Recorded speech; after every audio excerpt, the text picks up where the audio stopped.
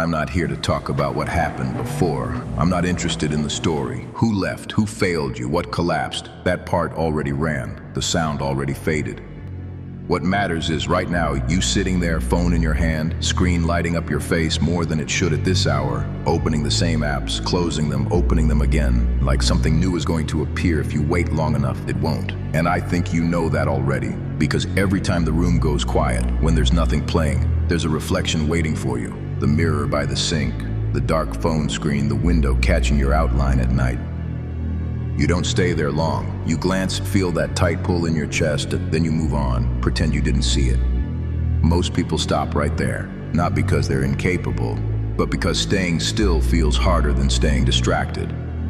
When everything drops out, the performance ends. No titles, no borrowed confidence, no version of you that only works when things are easy. Just you, standing there with what's left.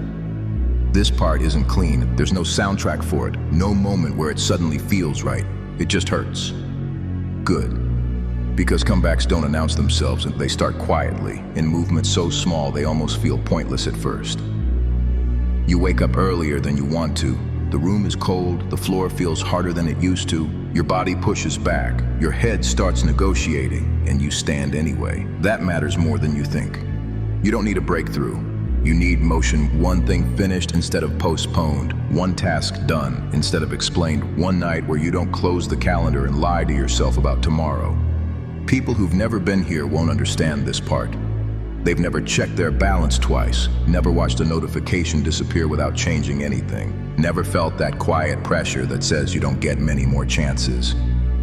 This isn't desire. This is necessity.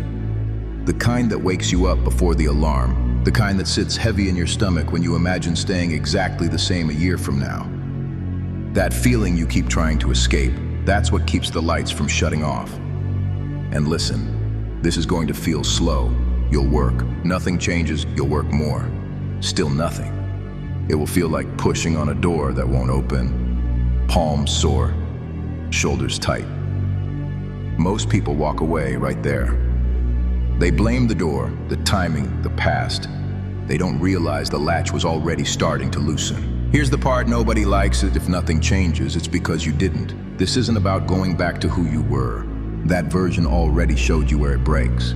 This is about becoming someone who doesn't drop the load when it gets heavy. And that starts with ownership. No pointing, no replaying who did what, no waiting for fairness. You look at the mess and say, this is mine now. Not because it's fair, because control starts there. Don't pretend this road is crowded. It's quiet. No one is showing up to carry you. Encouragement won't wake up early for you. Support won't sit with you when it gets uncomfortable. You will, alone, in quiet rooms, stacking small, boring wins nobody claps for. That's why it lasts. Because nothing rushed survives months from now. People will say it happened fast. They won't see the mornings you almost stopped, the nights you sat there tired, choosing to continue anyway. But it only works if you start now. Not when it feels clean. Not when you feel confident. Now, while it's still messy. Because comeback season doesn't wait for readiness. It starts when you stop looking away. And one night, without warning, you'll pass that mirror again. This time you won't rush. You'll look, you'll nod. Not because you're finished, because you return to yourself. You don't rise by force, and you rise by return. Rise little by little.